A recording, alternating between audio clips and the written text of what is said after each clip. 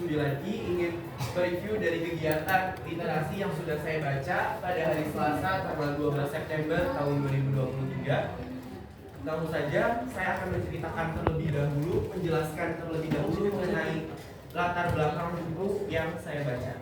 Judul buku yang saya baca adalah buku Laut Bercerita dari sebuah novel sosial oleh Leila S. Chudori. Buku ini saya peroleh dari Gramedia di harga Pulau Jawanya di harga Rp100.000. Buku ini saya beli karena saya tertarik di TikTok. Banyak sekali anak-anak sekolah yang membaca, bahkan juga mereview buku ini, sampai ada yang memberikan ekspresi nangis, sedih, bahagia, dan berbagai macam ekspresi yang ditunjukkan oleh mereka yang membuat saya tertarik untuk beli buku ini. Saya membaca buku ini baru sampai bab 1. Bab 1 itu berjudul setelah prolog ada biru laut, sehingga tahun 1991. Pada hari ini yang saya baca adalah mengenai watak dan tingkah Naratama. Siapa itu Naratama? Naratama adalah seorang mahasiswa dari aktivis di Yogyakarta. Jadi latar cerita ini awalnya adalah sebuah aktivis-aktivis yang berkumpul di suatu tempat untuk bisa dibilang membajak sebuah buku-buku yang sudah ada itu dibajak dan diperjualbelikan secara ilegal. Dan Naratama adalah salah satunya. Watak, saya tadi sebutkan watak Naratama. Watak Naratama itu seperti apa? Watak Naratama itu seperti seseorang yang sangat misterius. Di sini adakah teman-teman kalian yang misterius? Ada. Siapa? Iya. Kurang lebih Naratama juga misterius.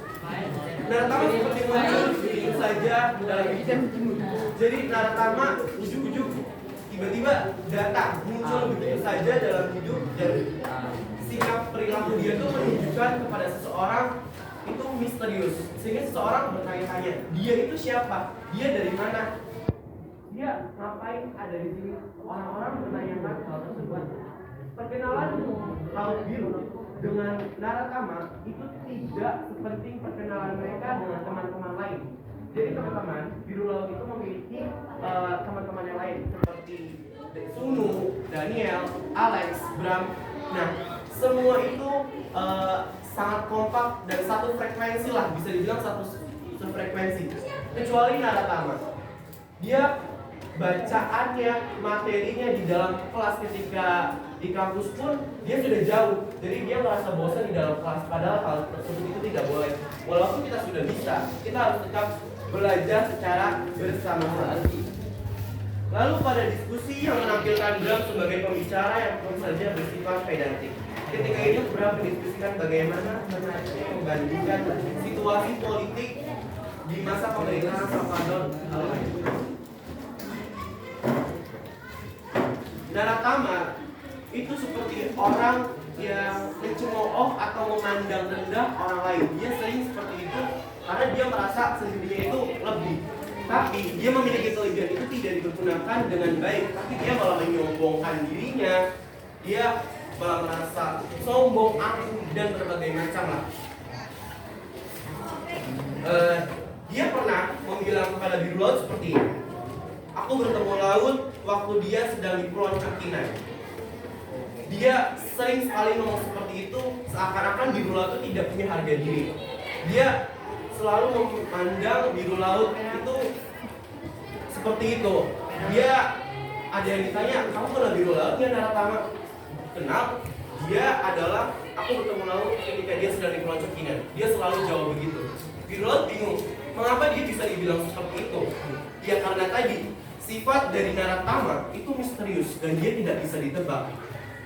Bisa dibilang dia egois, terus dia hanya tidak pedulilah dengan lingkungan sekitar.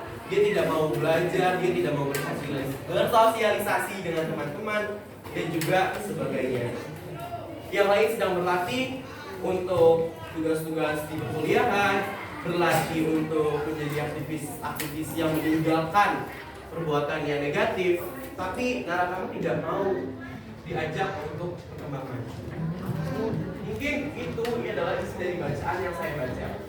Lalu pada poin ketiga, apa yang akan saya lakukan selanjutnya? Selanjutnya, saya juga sebetulnya masih bingung mengenai buku ini karena bahasanya cukup berat dan juga banyak istilah-istilah bahasa yang belum saya ketahui sebelumnya.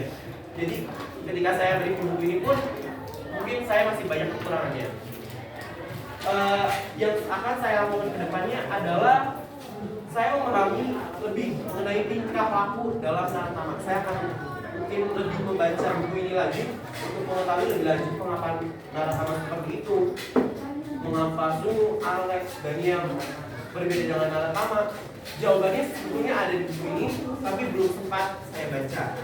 Dan selanjutnya saya akan lebih menikmati lagi jalannya cerita dalam buku laut bercerita itu seperti apa.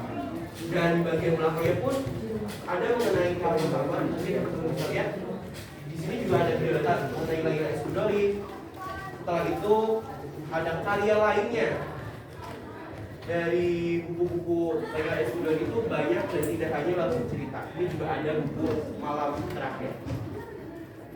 Oke, teman-teman, mungkin itu adalah hasil review literasi saya pada hari ini. Semoga kita ada hikmah yang dapat kita ambil dari sikap naratama yang ada dalam diri kita. Mungkin itu saja review yang dapat saya sampaikan. Kurang lebihnya saya mohon maaf dan terima kasih atas perhatian teman-teman semua. Wassalamualaikum warahmatullahi wabarakatuh.